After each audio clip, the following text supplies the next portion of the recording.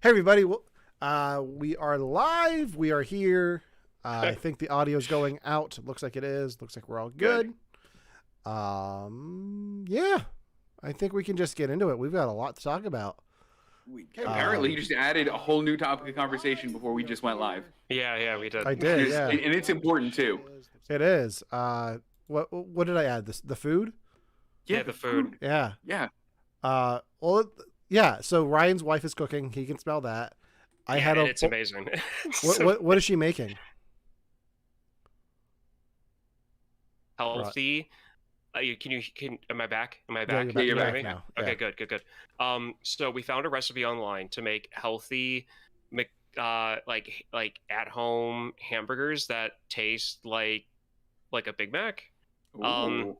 And you can do it with the Impossible meat, so you can make it veggie even, to where like you make the meat and you brown it, and then you like mix ketchup and mayo, and you just take like a slice of American cheese, and you use like a pickle relish and some other like spices on the meat, and then you put it all together, and it's I love it, and I can smell it all right now. I can smell the relish, I can smell the onions, I can smell like the Impossible meat cooking, and I'm just hungry. That sounds delicious, and we have the vegetarian coming into town in a few weeks. Yes, Exactly what I want. I'm going to be honest. That might be dinner.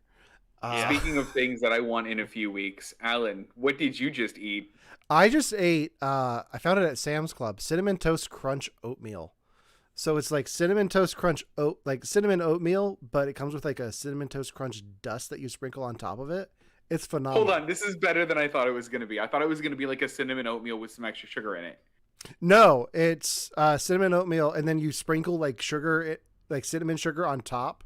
Plus, I have a giant thing of cinnamon toast sugar, cinnamon sugar that I just have in my pantry because Sam's Club.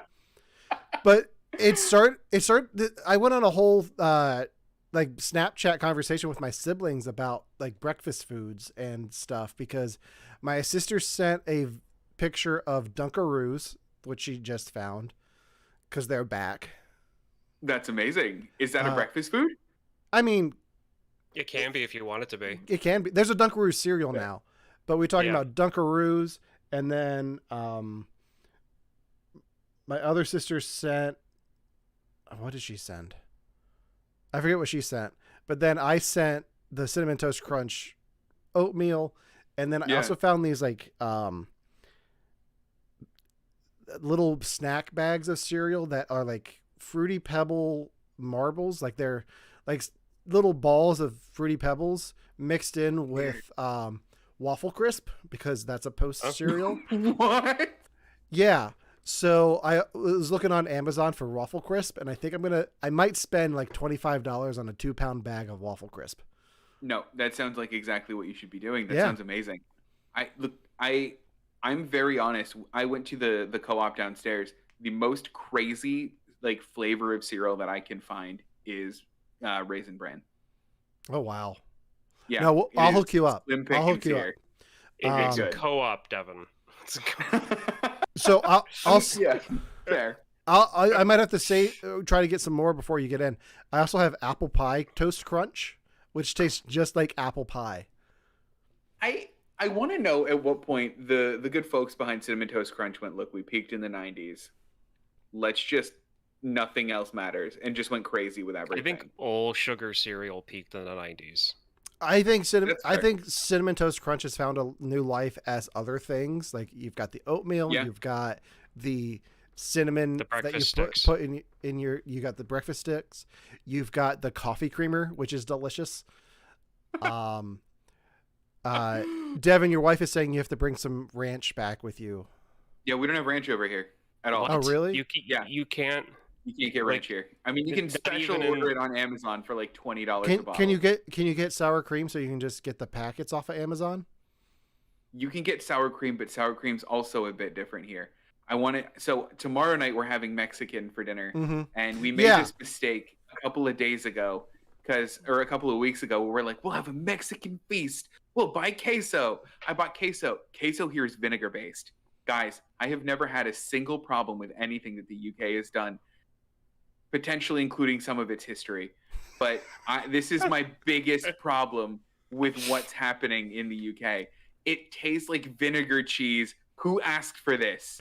You know, I would think nacho cheese would be, I don't want to say cheese based, but cheese product based. Yeah. No, it's straight a vinegar base, and then they like threw some cheese on top, and they're like, the Brits will take it. That's weird. Not wrong. Ranch is coming back. So speaking of ranch, also from Sam's Club, I found a bag of Flamin' Hot Cool Ranch Doritos, which are a thing. It doesn't. It's an oxymoron. They can be flaming hot and cool. I mean, the combination of the two, it kind of like mellows out in your mouth. Like it's not too hot, but it's not too cool. It's good. It's like it's my level of hot, which is saying something because I don't know if you can tell, pasty white guy. So I don't do heat well. But they're pretty good too. I think we've talked enough about food and should probably get into today's show. I'm hungry now. Thanks. But yeah, I also forgot to hit record on the video, so I'm going to hit that now. Perfect. Just so we have it. And let's get into the show proper. Now that I'm hungry for all of the stuff that we were just talking about, except for the vinegar-based nacho cheese. You shouldn't be hungry. Not hungry for that. I threw it out. I don't throw anything out. Gross. Yeah, that sounds horrible. Let's get into it. Hey, everybody. Welcome to You Have to Watch This podcast. I'm Alan. I'm Ryan. And I'm Devin. And if you're new to the show, every week we have one of us watch a movie that we've never seen before for the very first time. This week, that someone is Ryan, who has not seen what made our top 5 list for last year for both Devin and I, the Lin-Manuel Miranda film Tick, Tick, Boom, starring Andrew Garfield on Netflix. But before we get into that, we've got some things to talk about. First of all, if you're new to the show, don't know us at all, Ryan and I are pretty big Star Trek guys, and we're trying to get Devin on board. Devin, you watched the first season of Picard, right? I did. I really did. Well, the second season just is about to premiere in just over a month and a half, and they just dropped a new trailer for it, and I wanted to talk a little bit about that before we get into things. Because this came up before the show. I was like, oh yeah, we should talk about that trailer. What did you guys think of the Picard Season 2 trailer? Is that Q? Are they bringing Q back for this? Q is coming back. Okay, good. That was my big thing. I like Q. The few episodes of Star Trek I've seen have had Q in it. I think he's neat. I don't know that the trailer did anything to change my mind about my initial reaction to Season 1. I think Season 1 should have been it. I think it was a wonderful send-off for a wonderful character. In the end, they could have ended it, and then they artificially extended it in more ways than one. Mm-hmm. And I don't think that they should have taken that choice. I think that it would have been a great end and a fitting one for that character. I don't necessarily see how it looks fun. I don't see how it looks necessary. Okay. But I'm not coming at it with any kind of history. Like, yeah, it looks like they are messing with some things that are established about some of these characters. My guess is that when Whoopi Goldberg in it is like, there's one final frontier you haven't, I don't know why it's my voice for her, you haven't explored. My guess is it's yourself, Picard, and like that's the final frontier, and it's like super meta on him. Am I wrong? Well, I mean, that's Guinan in a nutshell. Like, whenever she was ever in the original show, she was always someone that, like, people would go... Like, you had a counselor on board. Like, you had Troy. You had the ship's counselor. But that's where, like, all the lower deck people went to get their counseling. All of Troy's friends who needed counseling went to Guinan for help. Mm-hmm. Even Troy went to Guinan for help, for crying out loud, because she's, like, 700 years old. Yeah. But, she's not human. She's from like a race of like humanoid people that like live a long time. Did not know that. I'm really excited about this because 7 of 9, I love her character and I want like how she adjusted to life after Voyager. And yes, the first season of Picard kind of dealt in her becoming like a intergalactic ranger or whatever. Mm-hmm. I want to see more of like how she dealt with like becoming human again from being a Borg for so long, and what I got was cool, but it wasn't enough for me to actually like feel they really did service to her character. Yeah. They brought in a bunch of new people that I found very interesting. And even though, yes, it would have been just a cool send-off to like carry on Picard without him, or like start a new show with these group of people and show what they're doing. And I know that there's other people who have been lifelong Trekkies that feel the same way, Devin. Oh, okay. There are, like, you're not, like, your opinion is not just because you're not really seen any of it. It's because, there are other lifelong Trekkies that feel the same. As long as he wants to continue the character, let him. As far as I'm concerned, he owns the character of Picard. And if Paramount wants to throw money at him and say, here, play it until you die, let him play it until he dies. I mean, to be fair, my problem isn't that Sir Patrick Stewart's getting work. I would see him in anything. If the only thing he was ever in was Emoji Movie 1, 2, 3, 4, and 5, I would watch it for him. As the poop emoji. Let's not forget that Patrick Stewart played. Sir Patrick Stewart played the poop emoji in the Emoji Movie. Yes, Never forget. Yeah, I'm excited for it because there's some additions to the cast that I knew were coming, like Whoopi Goldberg coming back as Guinan. I wasn't expecting Brent Spiner to be back in some capacity like he is in this, which I'm excited for. I like him. I'm excited to see how they bring whatever iteration of his character. Like, I don't think he's going to be Data because he looks old and stuff. And I think they've officially retired Data as a live action character. If he shows up on Lower Decks, I won't be surprised. And then the Borg Queen's coming back. And I know that actress from 24, she showed up in the last 2 seasons as Jack Bauer's partner in crime or counterterrorism. I forget what happened in the last 2 seasons of 24. It's all a blur. It was a fever dream. But the Borg Queen's back, and there's like a time travel aspect to this season. There's a lot to be excited for. Not to mention Mark Bernardin, who I'm a big fan of his writing, and does the Fat Man Beyond podcast with Kevin Smith. He wrote on this season, so I'm excited to see what he contributed to this, and hear like from his standpoint what because he started off like as an intern for Deep Space Nine, so like he got to be in those writers' rooms and I'm curious to see, like, it's nice to see like a lifelong Star Trek fan get work on Star Trek. So but and the Borg Queen coming back is something that, like, if it wasn't for Gaiden coming back, you got 7 and 9, all of those original characters. The fact that the Borg Queen is coming back in this, and knowing Picard's history with the Borg, like, this is perfect. And then you have 7 and 9 in there, which she has her own history too.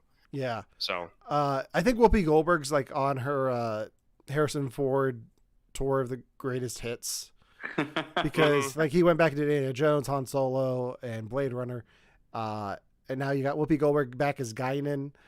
She's doing Sister Act 3. I didn't know that. I can't wait for Theodorus Rex 2. Ew. I have the DVD of that. But so yeah, that's our thoughts on the Picard season 2 trailer. Usually this is where I ask you guys if you watched anything, but I'm commandeering this question today because yesterday was my birthday. So I'm going to go first. So I watched a thing birthday, that I want. So thank you. That's what I was going for. So yesterday, my wife was working on some stuff for work in the evening, and I sat down in front of our TV. I was like, okay, what I do now is just for the beginning of the podcast tomorrow. I'm sorry that I'm making you watch this in case it sucks. I watched the first episode of How I Met Your Father yesterday. Oh no. How was that? It wasn't as bad as I expected it to be, but I'll give this caveat. I only watched the very first episode. There are 3 episodes available now. The show premiered with 2 episodes. I only watched the first.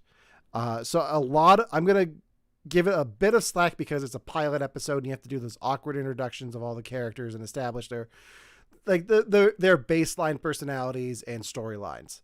Mm-hmm. That being said, I didn't hate it.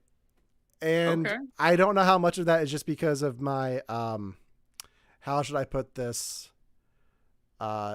Keenness towards Hilary Duff. But I think it's a lot better than the last season of How I Met Your Mother. So the only thing I know about this is that it does something or has some kind of hook that's different than How I Met Your Mother. Did you watch enough of it to know what that hook is, or is it exactly the same where she's talking to two kids on a couch? It's a bit different. So it's a video call in the year 2050. The future mother is played by Kim Cattrall. Oh. I think they did the video call so you don't see the kids, so you don't have that awkward thing where the kids age out of being able to be on, right. on the couch. The thing that this show does differently and establishes it in the first episode is at the end, like you tell this whole story of this one night, and at the end of that, the mother says, "And that was the night I met your father." And then it shows you like who it narrows it down from the beginning of who it could be. Oh, wow. And then like the son on the video call is like, "But how'd you fall in love?" She's like, "Oh, that's a whole nother story. Let me go get some more wine and I'll tell you that." So that like the whole thing is like her telling the story about how they fell in love. So it's not like years of build up to how I met your father. It's years of build up. Like this is the whole story of our relationship and how we got to where we ended up. Which I think is a little bit smarter than like, is it Robin? Is it anyone else? Is it the slutty pumpkin? Like, but the one cool thing that this show does to tie into How I Met Your Mother is some of the characters live in Lillian Marshall's apartment. Like they're like, yeah, we found this apartment on a Wesleyan alumni group and got it from an old married couple. So they like moved out of the city into the suburbs and sold the apartment. That's fun. And the swords are still there. So it is a little bit of nice nostalgia for that. And I'm sure at some point there'll be cameos from people from How I Met Your Mother on the show. Like if Jason Segel doesn't show up at some point as like a judge, like I'll be very disappointed, but it's built it's in the same universe. So I'm excited to see how they connect it, and I'll probably keep watching it. So, I mean, it's an interesting way to do it. It sounds like they're going for, okay, so do they narrow it down to one father and like that's the guy, or is it like three? There's about 3 or 4 people that it could be. So we have a Mamma Mia situation going on. Yeah. Got it. Here we go again. Yeah.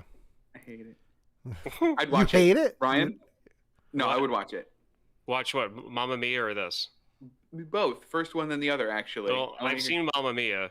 Okay. So that's taken care of. How I Met Your Father, I don't know because I didn't watch the other one. Okay. Ooh. Hold on. Don't. Alan. Ooh. You can pick episodes for. Yeah, that's what I was thinking. Like holidays. I never thought about that one. Here, just to give you a heads up on TV shows, like sitcom TV shows from like the past 12 to 20 years, I probably haven't seen it. Yeah. Okay. Is it worth recommending, Alan? Because I know people that won't, because of just because of the last season. I think like Game of Thrones. Is How I Met Your Mother worth recommending? Yeah. I would say the first few seasons are. Like, there's a lot of strong stuff there. I don't know how well Barney Stinson ages nowadays. Yeah, that was the thing that I was thinking. But I also like the idea that the story is told from an unreliable narrator, so you don't know how much of that's actually true. Right. Because you don't know like how much Ted is telling is actually true. And like, I love like some of the fan theories that have come out about How I Met Your Mother.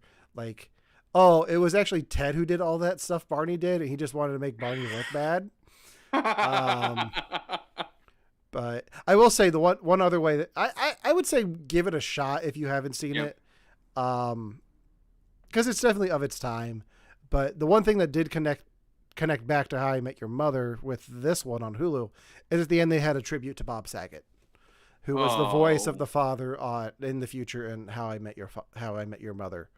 So, love that. But yeah,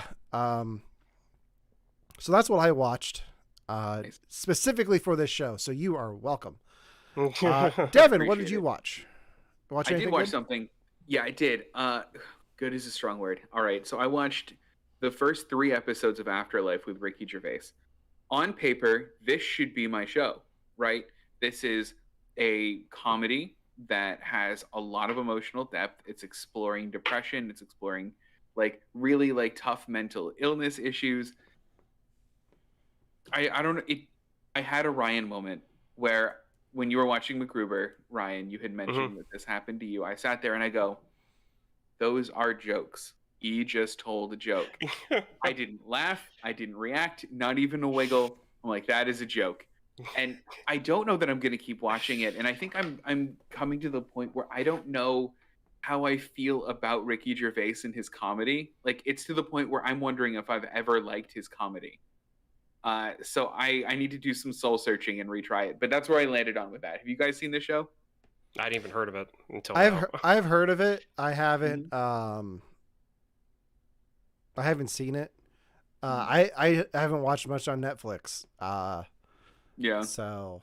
Yeah, I mean, the whole premise of the show is guy's wife dies just before the season starts. She leaves him like a video with instructions on how to pick up and live his life, and he just doesn't. He's he's thinking about ending it himself. He's very depressed, and it's him interacting with other people. That premise doesn't sound like it should be funny, but it sounds like it's rife for like a dark comedy, which I love. And I don't know.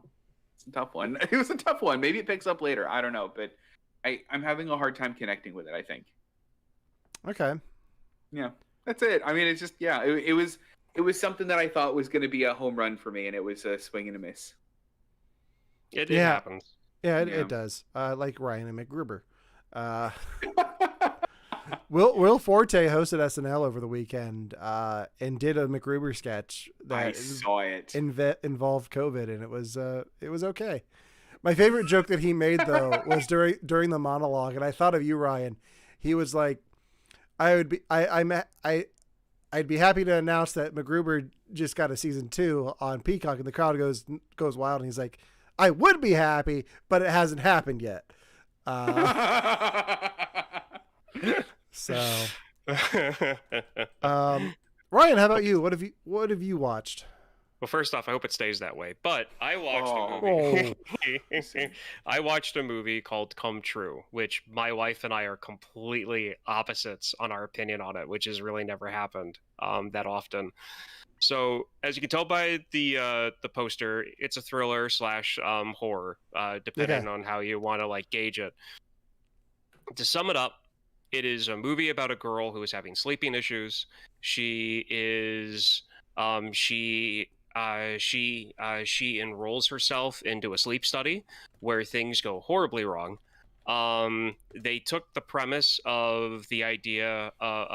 They took the whole thing of people who like wake up and they're paralyzed and they see like their dreams in real life. Yeah. The whole, I forget what it's called right now. Sleep paralysis.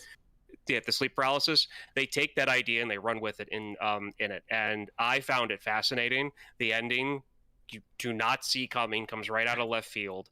I like it. My wife was like, I give this a 5. And I was like, I'd give this a 9. Wow. So, there's like 1 or 2 scenes that are gory. Everything else, it's more suspense horror. Is this something you're going to have us watch on the podcast? I don't know yet. I need to watch it again because there were things. The reason why my wife didn't like it was because of how it ended and like the things they did in the movie and how like out of left field it is. But I think that there was enough in the movie to kind of make you question like, okay, is this the actual route they're going with this, or is there something else going on here? Okay. So, and plus it's a Canadian film, so it doesn't have the big budget that a lot of like American movies have, but they did a good job with it, and I was really blown away by the lead actress in it too. So, you sent us the poster earlier, and I'm going to be honest, I thought it was a meme that I didn't get. Because the poster, at least the one that I saw, was like her with what looks like a speaker held to her eye. It's with a bandage. Cords. I understand. I saw other pictures and get that, but like I was just like, I don't think I understand the internet enough to get this meme. I'm sorry, Ryan, and like Well, just scrolled past yeah, it. yeah. Oh, that the one thing I will say about the poster and where it comes from is that during the sleep study, they're doing things and there are images coming up on stuff, but the images aren't sharp. The images look like her in the poster, so it's kind of like grainy a little bit. And the fact that her eye is glowing has to do with the whole sleep paralysis thing. Okay. Okay. But I need to watch it a few more times to know if I want to do it for this. But well, if you do, I'm excited. I really enjoyed it. I really enjoyed it. My wife, on the other hand, couldn't care less about it at this point. I like divisive movies, so this sounds great. Yeah. Okay. Well, I've got a bit of a surprise for you guys. So I don't know if you know this or not. Sundance Film Festival is going on right now, and this year it's virtual. So if you wanted to, you could go online and purchase tickets to a film if you wanted to see it. So that's what I did last night for my birthday. No way. I did. I watched the premiere of the Aubrey Plaza film, Emily the Criminal, last night for my birthday. And I was going to send you guys a trailer for this, but there is no trailer out. It is just the Sundance interviews and the movie being on Sundance premiere.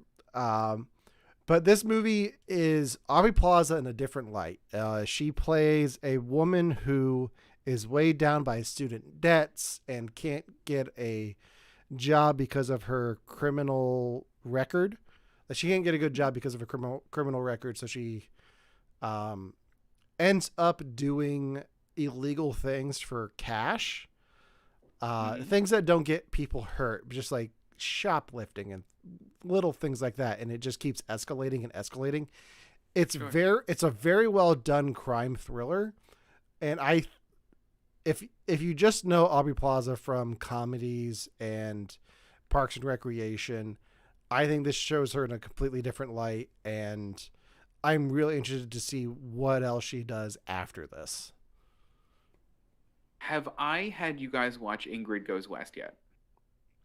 No, you have not. Okay, it's on the list now because this sounds a bit like that, and I loved that movie. I want to watch this so bad now. I have seen half of that movie. My wife could not get into it, so we gave up on it. Sure. But I've always wanted to go back and finish that because I've heard good things about it. But yeah, I highly recommend this. I don't know when it's going to be out. It was very good, and I'm very happy that I was able to watch it. I didn't realize how simple it was to watch the Sundance stuff from home. So part of me is tempted to just, if they do this again, just to get a day pass and just watch everything for that day that I can, because it was super easy. There's an app on my Apple TV I just had to download and sign into with the account I bought my ticket with. It was really cool, and it was a well-spent birthday activity. So, Ryan, would you watch this movie? Yeah, sure.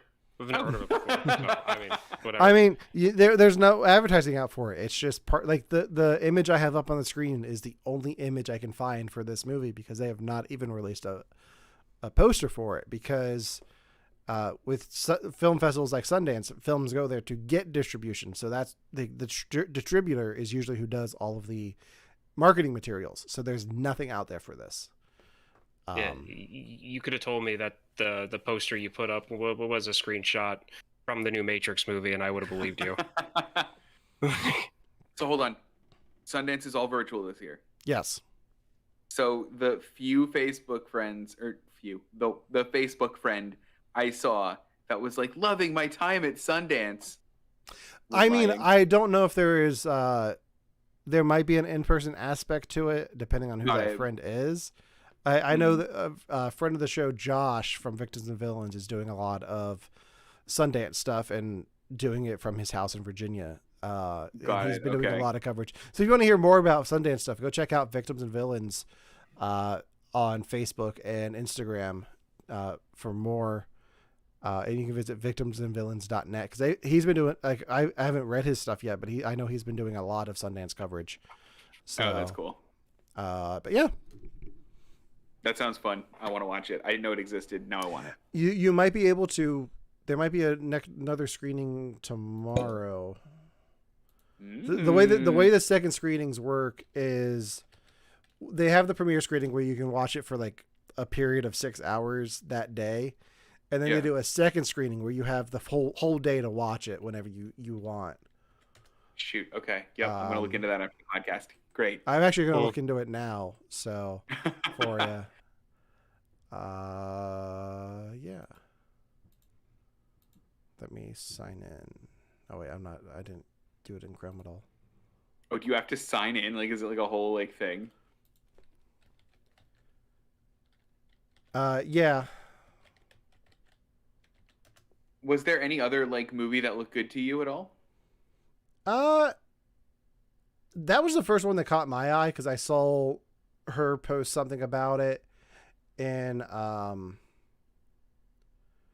like on Instagram. So I was like, oh, what's this? And I was like, oh, she has a new movie coming out. And I was like, oh, when does this come out? And it said my birthday. I was like, wait, that's weird. How does that work? It's a Monday. I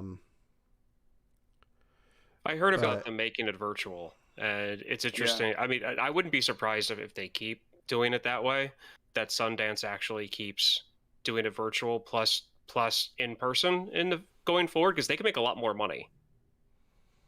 Yeah, but absolutely good. The other thing is not everybody can get out there.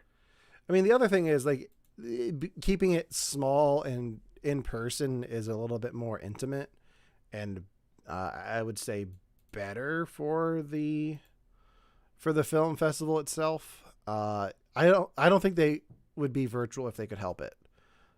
But the world we live in right now, almost has to be. Emily the Criminal is second screening tomorrow, but it is sold out. Oh, darn. That's okay. I'll get it. Yeah. I'm sure it'll have a wider release and I'll watch it then. Oh, it will. Yeah. But now you know. And then you just feel hipster about it and just be like, well, I watched it before it was cool. I saw it before they did the post-credit scene with Thanos. Ew. Yeah. So that's how I spent my birthday. Devin, you cannot do the same. I am sorry. Darn. But speaking of birthdays, there's a reason we picked today's film. Yesterday was my birthday. Tomorrow is Devin's birthday. So we are talking about one of our favorite films from the year 2021, and that is Lin-Manuel Miranda's Tick, Tick, Boom, starring Andrew Garfield as Rent creator Jonathan Larson. This is a Netflix film that is available to stream right now on Netflix if you haven't seen it yet. Devin and I are about to talk highly of this film for the next 30 minutes or so. So let me pull up. I'm trying to figure out how I can be critical. I'll put my critical hat on because I've seen it enough times that I can be now. So let's start off with that. How many times have you seen it? 3. Okay. 3 How many times have you listened to the soundtrack? 3 million. Okay. I have listened to it I've listened to the soundtrack about the same as you. I've seen the movie twice. I saw it when I first watched it and I rewatched it for the podcast. Okay. So part of the reason we're talking about this movie is it deals a bit with a major birthday. On the cusp of his 30th birthday, a promising young theater composer navigates love, friendship, and the pressures of life as an artist in New York City. As I said, this film stars Andrew Garfield, Alexandra Shipp, Robin De Jesus, and Vanessa Hudgens from High School Musical. So yeah, ignore that part of her career. So we talked about this film a bit before, back when we did our musical triple feature and talked about the film version of Rent in preparation for this film coming out. So Jonathan Larson was the creator of Rent, the musical. He wrote the music, wrote the screenplay, and passed away before Rent came out. This tells a story before Rent was even a thing in his life. Mm-hmm. I absolutely love this film. I love the the style of music in every song, it's all upbeat and emotional, and I can really get into it. I think Andrew Garfield's performance in this is phenomenal. Really elevated him as an actor for me, to the point where when he, like, spoilers for Spider-Man, but when he showed up in Spider-Man, it just elevated that performance even more for me. And there's a lot here that from what I can tell, that they since this is based on a one-man show and then a 3-person show, like, they really took some liberties with how they told this story. And I think they did a really good job of integrating the origin of the show with the film version of it. And I absolutely love this film. Devin, what do you think? Oh, I mean, I love it too. I think that in some ways, to put my weird critic hat on for a second, I think in some ways it does have some of the same problems that Rent has. But I think that it does enough with what it is and what it, I don't know, we'll talk about it in specifics, but I think it does it a little bit better than what Rent does. I think that the characters are more in depth. I think that his life is more relatable, and it reminded me of places that I used to be in my early 20s, that I just kind of forgot about. He has a lot of internal struggles that I had, and in some ways still do have, that made it incredibly relatable to me. I like it. I like that feeling of, like, the whole world is, I don't know, he has that feeling of the whole world's kind of falling apart at the same time. And that stuff feels like that happens to me, or I have felt that way in the past. So there's a lot that's relatable. And I just like the songs. There's some songs that I don't know that I absolutely love, and, I'll skip when we get to on the soundtrack. But I think in general, I like it. And the more I learn about the movie, the more I appreciate what it does. Because I learned an interesting fact about one of the numbers today, actually, that I didn't know about on my first 3 watch throughs of the movie. So I like it. I'll be critical if we need to be critical, but I'll also just talk about how much I love it for the next 45 minutes or whatever. Okay. But God, I'm curious about what Ryan thinks. Yeah, me too. Ryan, what did you think of Tick Tick Boom? I understand Rent better now. Okay. Because you've seen Rent. I made you watch Rent. Yeah, and I still hate you for it. But we'll definitely get there. No, I understand Rent a bit better. I can see where he was pulling experiences from his life to make Rent. Like, I can totally see it. It makes sense. I wasn't doubting that that's what he was doing when I saw Rent. It's just, I don't like the tone of that, but of that one. But pushing that off to the side, it was better than I was expecting it to be. There's some good music in it. I watched it this morning. I didn't have the urge, and I probably won't, to, like, re-listen to the music. Mm-hmm. Like, the music is good for the film, and it fits, and it's done really well. It just, I don't see myself listening to it in the car or in my work van. Sure. So. Okay. But yeah, I do have specifics, but we'll get to those when we talk about things. Okay. Yeah. All right. So I'm curious, Devin, what was the bit of trivia you learned today on your 3rd watch through? So when he does the song in the diner with all of the cameos in the world, Sunday, yeah. Sunday, I didn't realize that was a parody of Sunday from Sunday in the Park with George. Mm-hmm. I didn't know that because I've never seen anything of Sunday in the Park with George, and I wasn't paying attention enough to notice when they were watching Sunday in the Park with George to go, oh, it's that thing. So, yeah, I should have known that earlier. I didn't. I'm happy I know now. There's a long list of people who cameo in that scene. Well, I'm curious, Ryan, did you catch any of the cameos in that scene? Like, did you recognize anyone? One of the actresses from Hamilton? Yeah. Yeah, 2. Two of the Angelica sisters were there. So you guys know more about, like, on stage actors than, like, I do at all. You should have recognized Bebe Neuwirth, who was on Frasier and in Jumanji and some Where was things. she? She was at one of the tables. Yeah, then I wouldn't have. No. She's very skinny and dark hair. The thing is, like, you watch Frasier a lot more than I ever have, and, like, she was also on Cheers, like, so she played his wife. Okay. If she's a primarily TV actor, TV actors and actresses, there's going to be like an 80% chance. Okay. Like an 80% chance it goes over my head. She was also the aunt in Jumanji, if you remember that.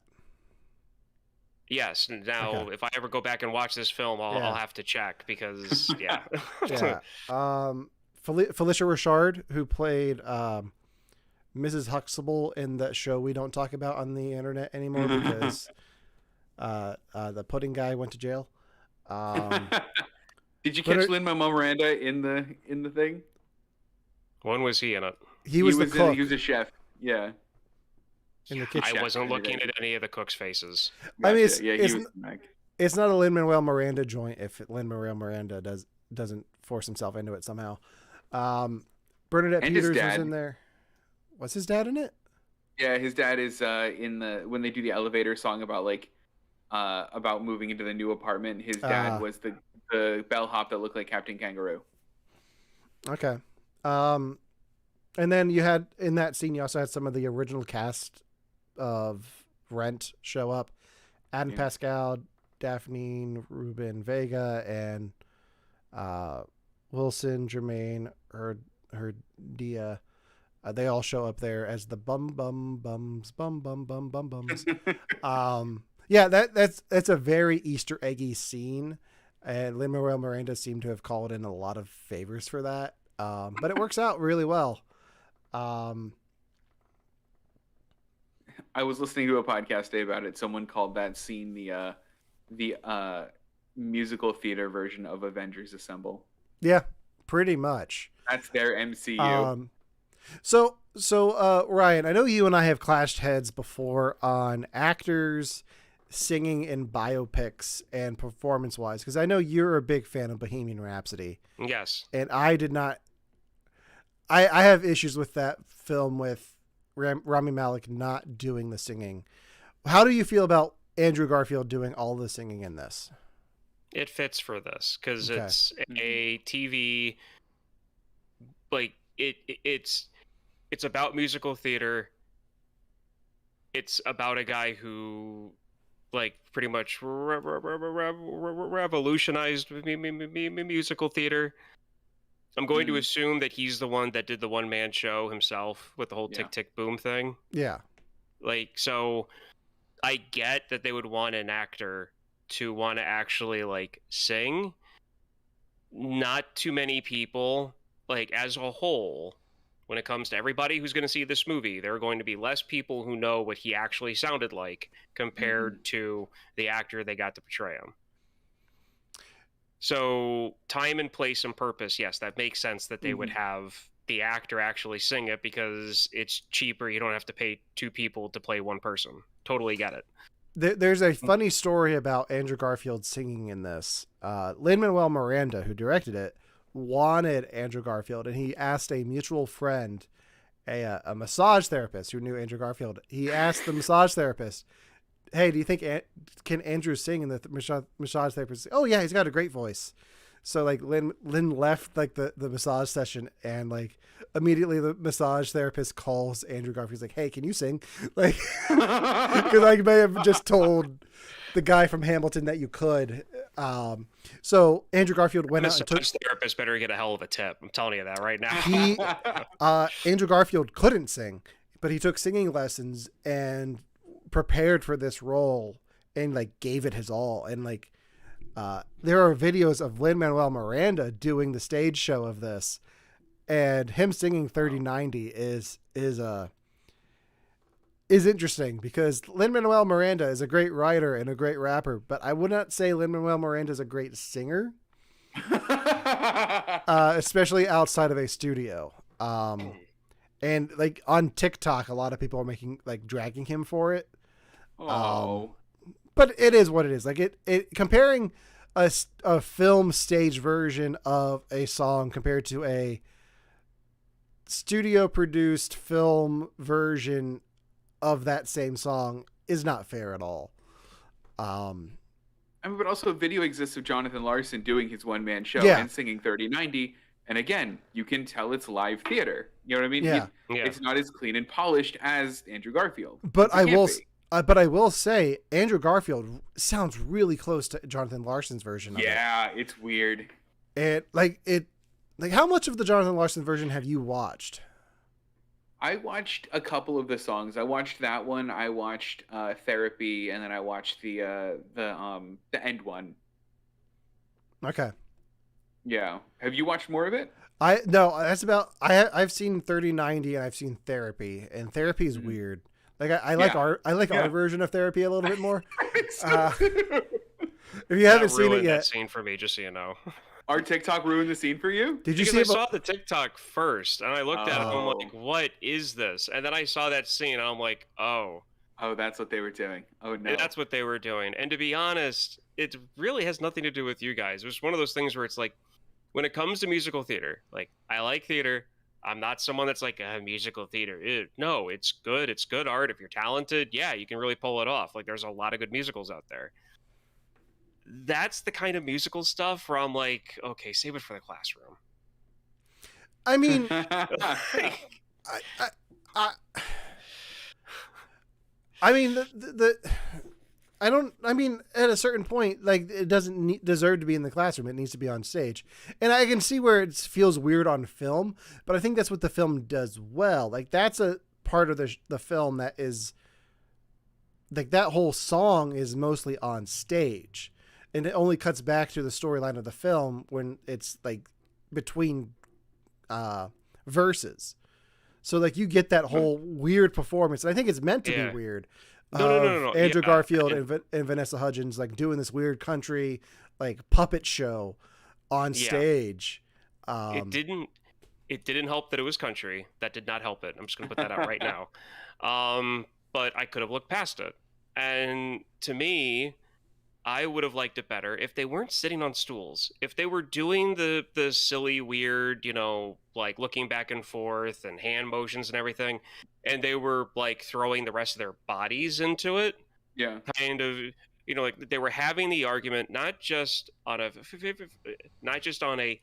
figurative level, but on an actual real physical level at the same time, because it's on stage. And they were like acting the actual like body language of it out too, and not just like with the shoulders and head and eyes. I probably would have enjoyed it more, but because to me. No, I mean I understand that. I think it's a silly choice. I think that it fit the 3-man show format well. I don't know that I ever want to hear the 1-man show version of that song, if I'm being honest. Because I think that might make it considerably worse. But yeah, I definitely know what you mean. I was thinking back again about the music for this, and I realized that I have a scene. You know how like you have those quick little things where like if someone mentions something or somebody like alludes to something, you're like, okay, we can be friends now. I had that moment with this musical the second they did the allusion to the Jeffersons theme song. I went, okay, musical, well done. Because I just love the Jeffersons. Not only that, I like that too. So my favorite part about the Jeffersons moment is like immediately after that they start doing the Carlton. Yep. in 1990, and I'm like, yeah, that's right. Like, I think it's a little bit before Fresh Prince, but I don't care. It's still perfect. It fits perfectly. Yeah. Ryan, what was your moment that? During the 30 for 90 song where he says, I feel like a cleanup hitter on a team that's not a winner. Yeah. It was like, okay, good. I get that. Listen it. I'm in this. Okay. If we were going to do another TikTok for this movie, that was going to be your line. Like we would have you lip sync to that. Cause I was listening to that song the day. I was like, oh, I hope Ryan picks up on that.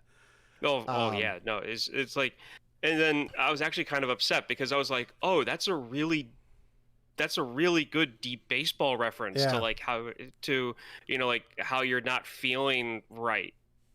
And they never bring up sports again in the entire thing. Were you mad about it? I wasn't mad. I was just really thrown off. I was like, okay, so if he's saying that in song, that means that he knows enough about baseball to know that, yeah, that's a really crappy feeling. Like, you don't want to be the cleanup hitter that's on a team that, like, finishes last. Like, that's not fun. Does that just mean you don't play at all? Is that No. It means that you're the best hitter on the team because because you're batting in the third or fourth in the lineup because third, fourth, or fifth in the lineup depending on how the manager wants to do things. You're there to like get whoever gets on base on the top of the lineup. Like you're there to like hit the home runs, hit the doubles. Like you're there to smack the ball, do the cleanup. Yeah, and if you're doing your job but no one else is, it's a really bad feeling. Or you feel like you're trying to do your best but it's not doing anything. So that's a really deep sports pool for like an emotional lyric. And I'm like, okay, so they're going to show him wearing like a Yankees or Mets hat or something at some point. They're going to show that, that like this guy's in a musical theater, but he also might have been into sports. No. I think it's just the artist life of being in New York. Like you're going to have the art side of things, but also you're in New York. So baseball is like a way of life in New York City. Yeah. So like he's lived in the city for about 10 years at this point. I'm sure he's gone to a Yankee game or Mets game or whatever. Of course. And over the course of the 80s, so most definitely. Yeah. For me, the moment that I was like, okay, like the reference that got me was I think it was right before Sunday. He answers the phone at the diner. He's like, "Moondance Diner, what do you want?" He's like, "That's from Ghostbusters." I'm like, "Yeah, I get that." Oh, it is. Yeah, because he says it, that was from Ghostbusters. It just feel better. I totally missed him saying that. Because the person on the phone is like, "What'd you say to me?" So just like a deep pull, did you guys recognize that diner from anything else pop culture related? It looked familiar. Like it was one of those diners where I was like, "Oh yeah, that's a diner I've seen in things." No. Do you remember in the first Spider-Man where Kristen Dunst's MJ walks out of a diner and runs into Peter Parker? Is it that one? She works at the Moondance Diner. Oh, that's fun. Which is funny. Show the outside of the oh no, they did show the outside of the diner later on in the movie. That's right. They showed at the beginning. That is the same base. Yeah. Yeah. And I don't know if you guys know this. Andrew Garfield played Spider-Man. But not in that one. Not in that one.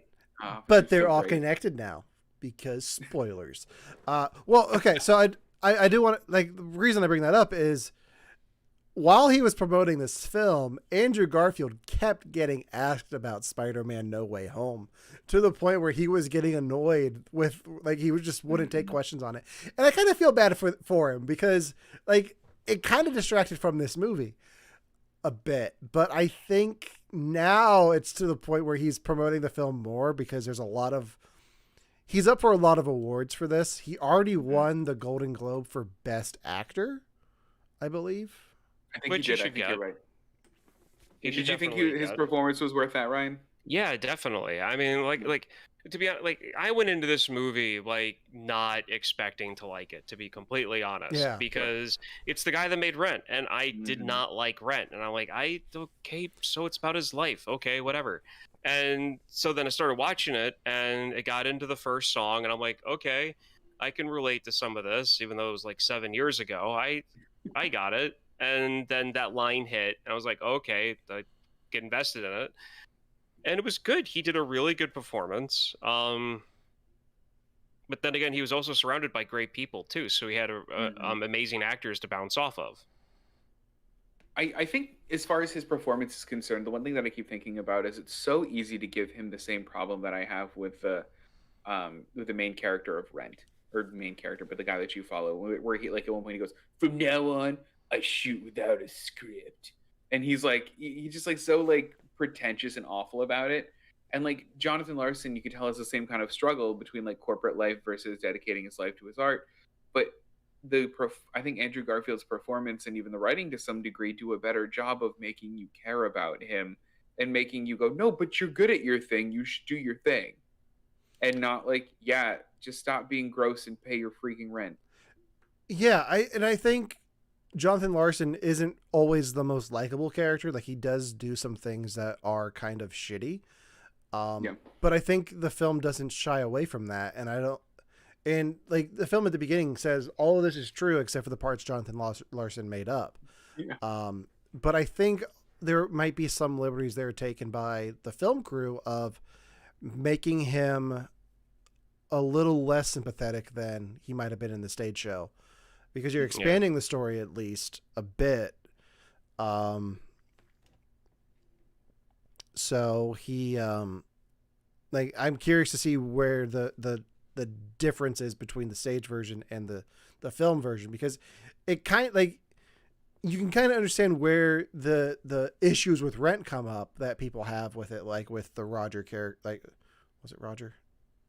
With Mimi, not Mimi, but with the main characters of Rent, like some of the like the filmmaker in Rent, like some of their attitudes. You can kind of see where some of that comes from, but I also think some of that's exaggerated, like an exaggerated version of Jonathan Larson. Yeah, it definitely seems like it. And that's why I said before, like, I get Rent more. Like, I get the two main characters, and to me, they're the two main characters that you focus on first in that play, with like Rent and their apartment struggles.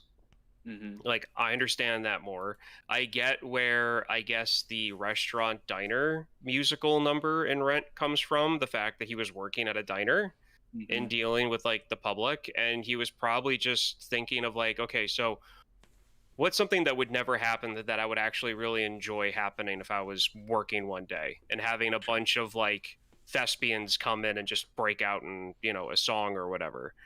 And so like there are moments in this that correlate to Rent that I enjoyed and that make me get it more. I don't think I'll ever watch it again, but I understand it better now. Yeah. Well, I mean, look, I'm gonna have to be critical because I'm Devin, so I have to be.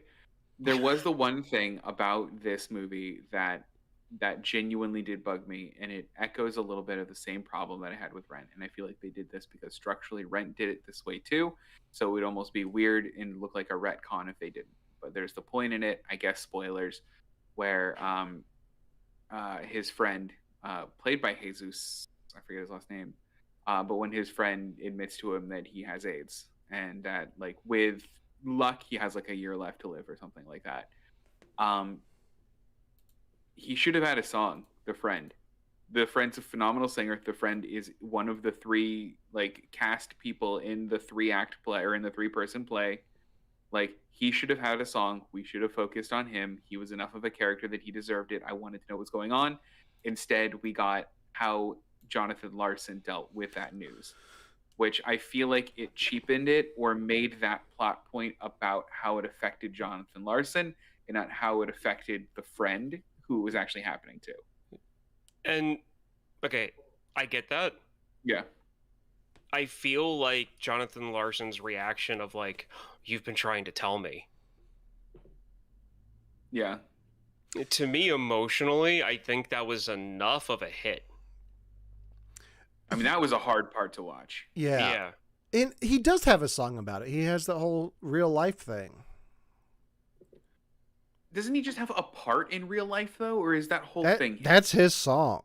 Like, on the soundtrack, it's just him. I mean, the film does focus a lot on Jonathan, like dealing with the news, and I think part of it is like, part of the reason it focuses so much on I don't think it focuses as much on them. If you listen to the words of Why, that song where he's talking about him and Michael growing up, like, it's not focusing on him. It's focusing on like how he, like, their connection and their relationship and how he doesn't want to lose that. And so like, I look at that song as not like a, oh, woe is me, my friend has AIDS song. It's like, my friend is sick and I can't do anything about it. And like, just reflecting on all of those memories that he had with Michael before that. So that's how I look at it. Does that change your perspective at all? It does a little bit. And I think what it might be is the incongruity between like the lyrics of the song, what the one-man show might have been going for. And then I think the choice to focus, I mean, you're right. I mean, I just went back and clicked through it quick. I mean, you're right. The real life song isn't Jonathan Larson's song, but Jonathan Larson's on screen for like a good 70% of that song. So I thought it was his song. And then I think that you're right. The lyrics of Jonathan Larson's song then is more about their relationship, but they focus on him, and it's him alone, angsty in a park. And I think, I think that might be one of my failures of the only like thing I don't love about what the movie does with the source material as far as translation. So I have a quick story that I saw in interviews about this movie. They filmed that scene in the park with him at the piano, like first or second week of production. And Andrew Garfield went to Lin-Manuel Miranda. He's like, I don't think we should be doing this so early. It's like the emotional, like, climax of the film. Like, I don't know if I'm going to be there, like, that early in production. And Lynn's like, no, you got it. You'll be fine. And like, they kept arguing about it. And then like, eventually Andrew Garfield's like, we don't have the location any other day. Dewey's like, no, they changed it on us. We have to do it then. So it was like it was like a production thing. Like he completely understood where he was coming from, but he wanted to, like, they couldn't change it. Real quick side note, according to IMDb, the inspiration for the character Michael in this, Matthew O'Grady, is still alive and well as of 2021. Oh, so good. Yeah, that's good. So Devin, I'm going to ask you a loaded question, and I don't know if you're going to have an answer for this or not. What's your favorite, Ryan? I'm going to ask you the same question. So if you have an answer, you can tell us first. What is your favorite song of this film? That's a really hard question. I know it is. Ryan, what's yours? Shush, I'm thinking. It's a toss up for me between, like, I always jam out to Louder Than Words and 3090 in my car, but I think my favorite is Johnny Can't Decide. Yeah, I really like that one. I think as far as what I like to listen to is 3090. I think as far as what I like seeing more is No More. I think that one, I love that song. I love everything about it. I love the choreography to it. I love the harsh cuts between like the different versions. I love, it's No More. No More is my favorite. I think my favorite moment of that song is when they're talking about the space heaters, or we'll blow up while you are sleeping. Like, just the way he delivers that line. Ryan, how about you? I guess 3090. Okay. I'm sorry, I'm distracted by your cat, Devin. She's walking behind you. I really like the one where he broke into the amphitheater to play the piano. Okay. Oh yeah, that was a good one. That song, like you asked, and 3090, and then that image of him breaking in and playing the piano and that song were the first two that flash in my head. Because I know there's a lot of other stuff in there, but it's not like they all kind of blend into each other. Like, because I just saw it this morning, and the only two numbers that stand out is the first one and then that one, and then everything else I'm trying to think of. Okay, so is what I'm thinking part of this song, that song, or this one? And they all just kind of blend together. So those two stand out the most after one viewing. Okay, what was your guys' least favorite song then? The ones I don't remember. You know what? That's fair though, because you didn't watch it 3 times like I did. Yeah, so I mean, the stuff that blended together at the moment, that's my answer. Mine is going to be, because this is a really specific one, I like the joke that's made at the end of it. I don't like it. I don't like the play game. The one that was essentially like an 80s hip hop like ballad. With Tariq from the Roots. Yeah, I mean, I like that. I like him, and I like that he was in line to play, what was it, Skimbleshanks or whatever, or somebody from Cats, and like that's where he, like, that part was hilarious. They ended it well. I just didn't love. Yeah, it's my least favorite one. I had to pick one. So I like the stage version where it's just Jonathan Larson doing that whole rap. Yeah. Say what you will about the content of Jonathan Larson's stuff. he did jump genres in this a lot. Like you have a rap Yeah. number, you have a country song with therapy. God, I don't know if there's one that I don't like. I don't like the film version of Green Green Dress. I don't like that they did a whole choreographed number with the two actors doing the number and then just made it like a joke and playing on the radio while they're doing their foreplay. I think the soundtrack version of Green Green Dress with Andrew Garfield and Alexandra Shipp singing is phenomenal, and I wish that whole number was in the film. I don't know if I've heard that version of it. I'll have to listen to it.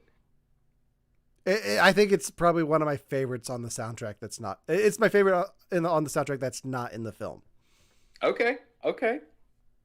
I'll have to give that one a listen then. Yeah. I'm kind of upset that the whole like space opera thing he was working on never happened. Well, if Gen Z and TikTok have their way, it might. Ratatouille the musical. If Ratatouille the musical can happen, I don't see, like there's been a big push to get at least the song that they made for this movie. The my dad's calling me in the middle of the show. Should I take it? Yeah. No. Yeah, I want to hear. You never know what that call might be. Yeah. I wouldn't do that. Well, my sister's also like making dinner plans for tomorrow on the show. Oh, so it's got to be that. But would you guys like watch if TikTok made a musical of? I can't remember what his musical is called. Would you watch it? Superbia. That's it. Yeah, I would. If they put it on stage, I'd go see it. Based on the songs that they have, or the song that they made for it, or the 2 or 3 songs that you hear parts of, yeah, based on that, I definitely like. I find it funny. I'm like, is this a real thing, or is this some type of social commentary about today with the whole like cell phone thing? That's the weird thing, though. Like from the bits that you hear about it, it sounds like a social commentary on today.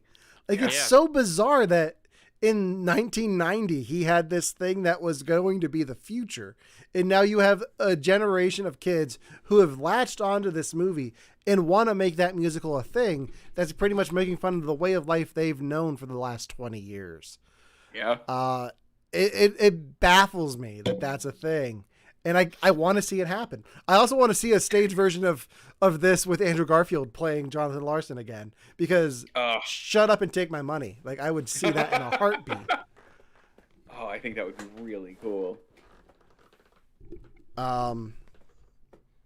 So one of the reasons this film really sticks out to me and like really hit a nerve is, and I think the podcast is a great example of this. Like, I consider myself an artist. Like I really identify with some of the struggles that Jonathan Larson goes through in this, with whether it be like wanting to focus on your art but being stuck in like a corporate job. Because there have been times in the last 10 years or so where I've not been able to focus on what I want to do and been stuck in a job that I don't like retail, when I met Ryan.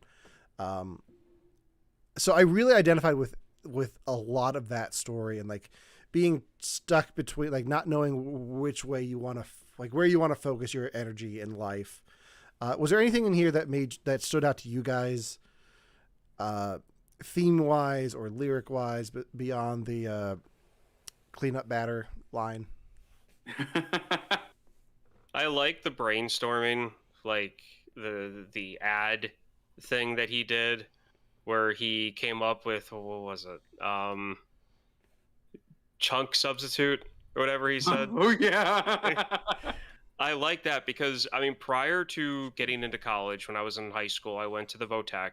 And normally people that go to Votex or think of Votex, you think of like, welding or woodworking or like working on cars. But the Votech I went to had a graphic design program and a commercial art program. That's what I was in. My original idea was I was going to be in advertising. I was going to actually make the ads on Photoshop that people come up with and like put it together. Oh, wow. And design billboards and magazine ads and stuff like that. So when they were going through and doing the advertising thing, I just thought it was funny because it reminded me of me and my friends who were in that class, like trying to think up of like, you know, like our own ad campaigns for like projects we had to do and like goofy stuff. And like when he started going off the rails because he just thought it was ridiculous and trying to be funny, it reminded me of that, because that's what we did. Like we made fun of advertising to try to come up is with our own stuff. Like I think my version of what he did was I drew a card and I had to create a magazine ad for like a for like a travel company or like a travel planner like company. And my idea was to I pulled a picture that someone took out of a window of a plane where you could see the engine.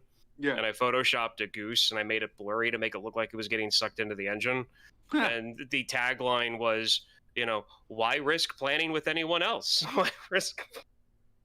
Good. So, like, that's specifically the kind of stuff you did in that. Oh yeah, all the time, and I got A's on everything too. And I got Oh, good. I don't know. I think for me, I think it's a bit of what Alan said, where I'm not entirely sure what I want to do, and for some reason, I figured by the time I was 32, which I guess I still have some time.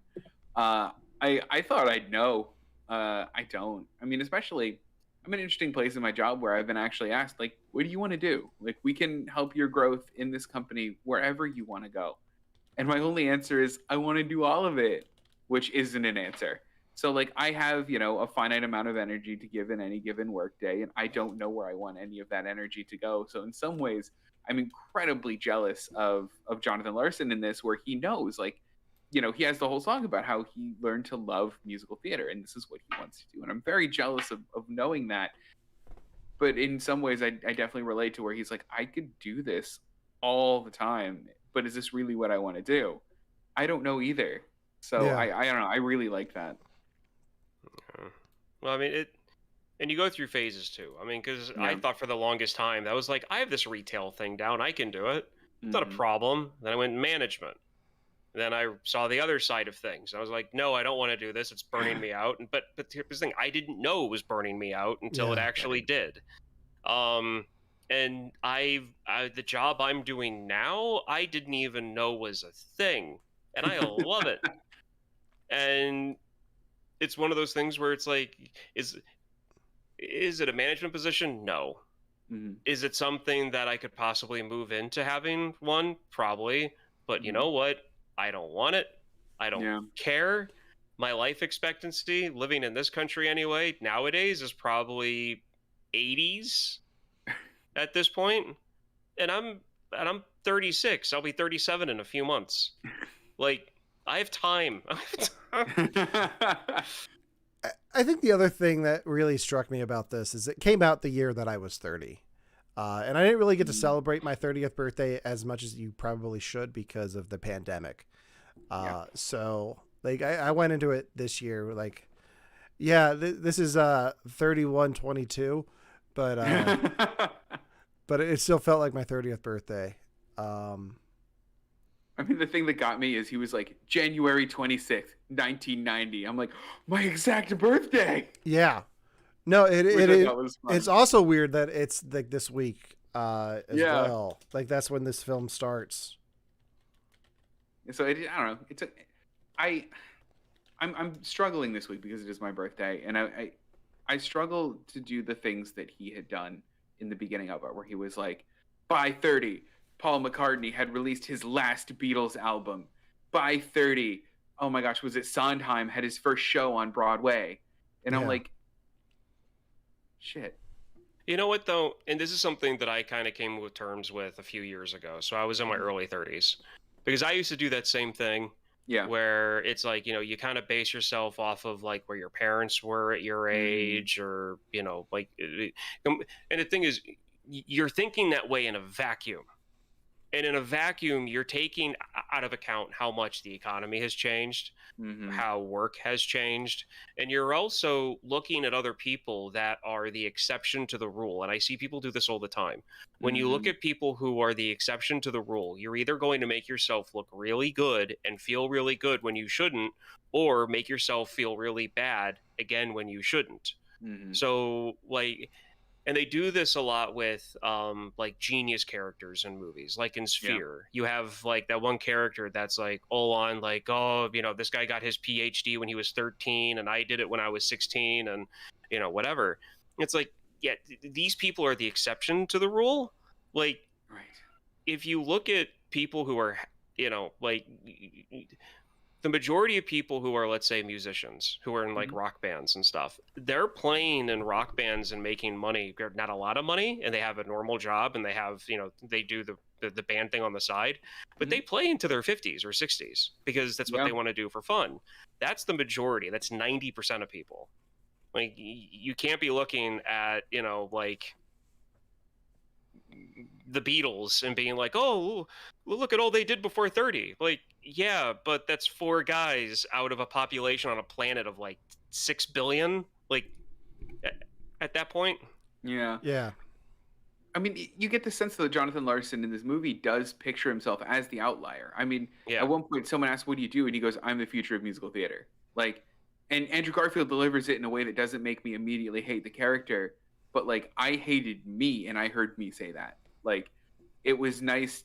You can tell he definitely thinks that he either is or should be that outlier, I think. See, I took that as a sarcastic response because the guy was talking about artists and artist parties in like a party way and not, like a real respectful way. And he was like trying to like tone him down a bit. Like, I took that as more of like a mean, sarcastic response, not as anything that he probably believes it, but not like a cocky believes it.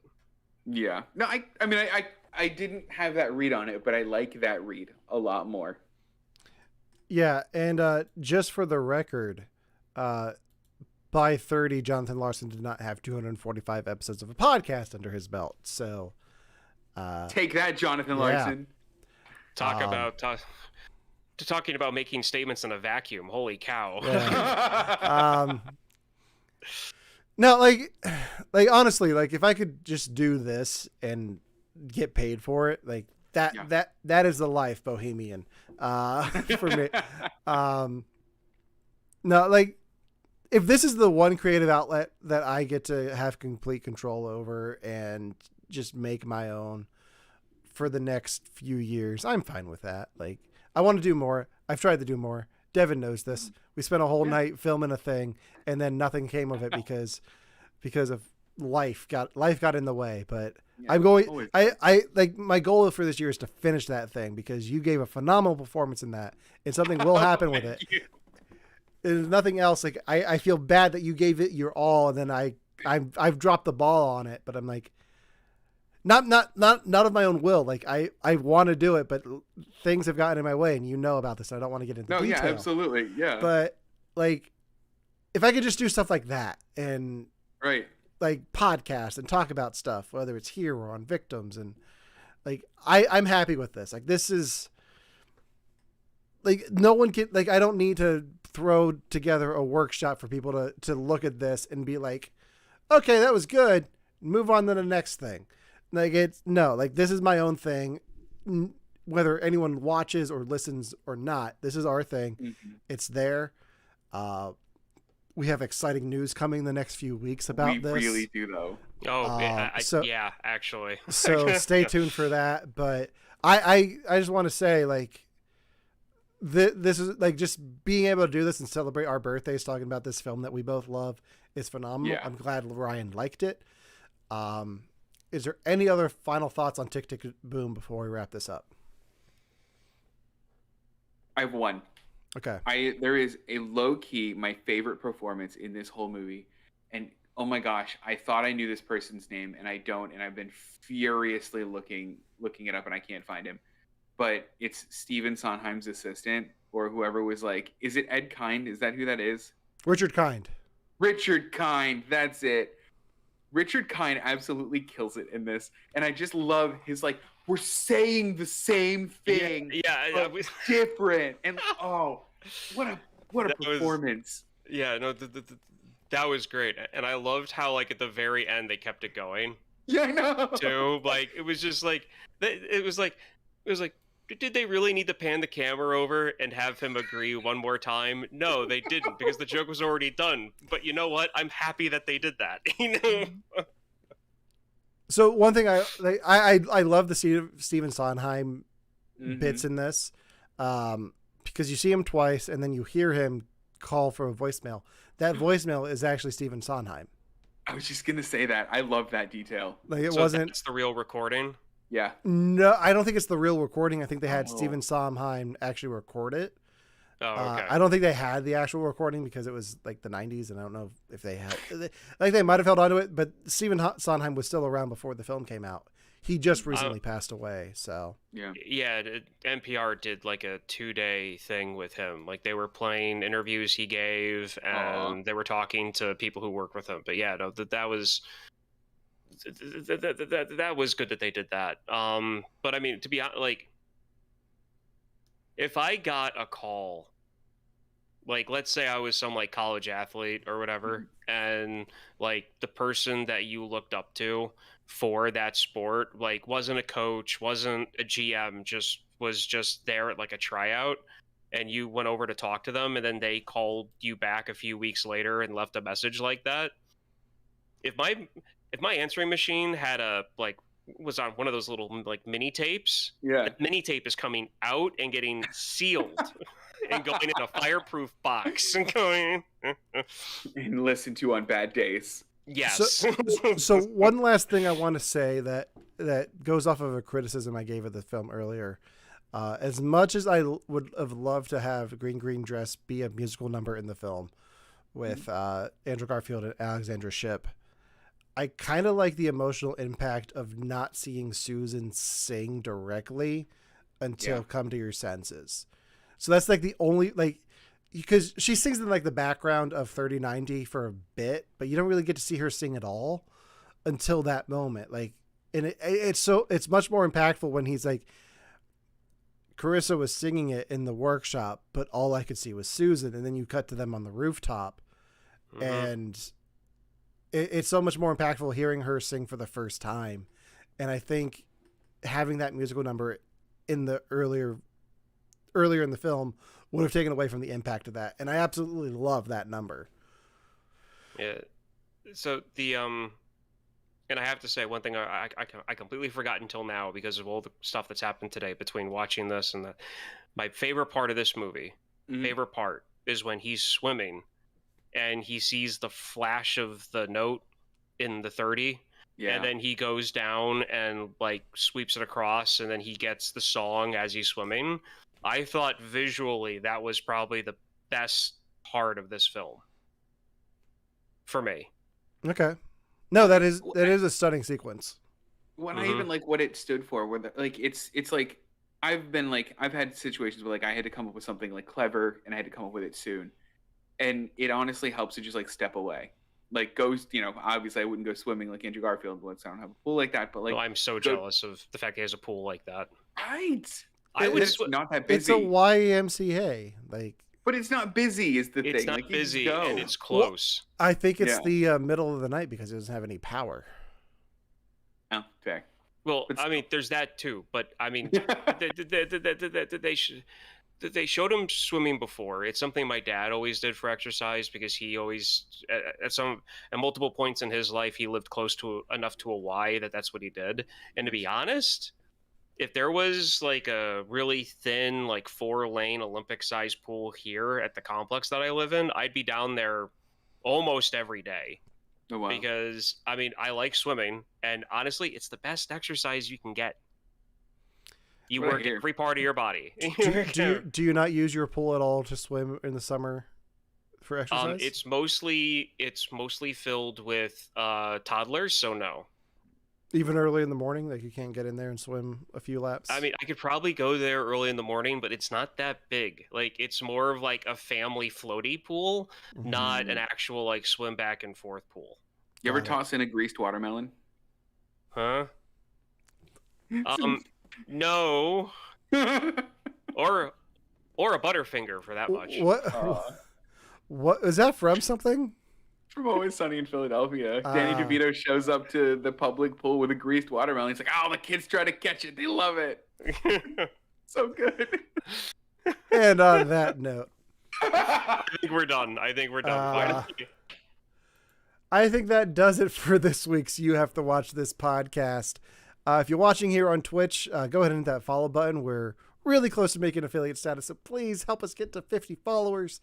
If you're watching on Facebook, hit that like button. You can also follow us over on Instagram, where you can see the reel of Devin and I making fools of ourselves, performing therapy from Tick Tick Boom. It's also on our Facebook page, but it looks like Facebook muted it because Facebook's going to Facebook. You can listen to You Have to Watch This podcast on all major podcasting platforms. Spotify, Apple Podcasts, Google Podcasts, and a bunch of other places that I can't think of off the top of my head. Make sure to tune in next week when it is Devin's pick. Devin, what are you going to have us watch next week? I won't be here next week. Oh, you won't be here next week. I won't be. So I can give you guys something to watch and give you homework. And then we have I completely forgot. I completely forgot I was supposed to find a guest for next week. Tune in next week when we're going to have a special guest on the show. Who? I don't know. But stay tuned, and it'll be a very special episode of You Have to Watch This podcast. Yeah, I completely forgot about that until just now. The other thing that we're working on for the podcast is taking up a lot of my attention, so I completely But I'm sure I can find somebody. But until next time, for You Have to Watch This podcast, I'm Alan. I'm Ryan. And I'm Devin. The time is flying and the light is slowly dying. Wait, what was it? The ship is sort of sinking, so let's start drinking before we start thinking, is this the life? We'll see you next week.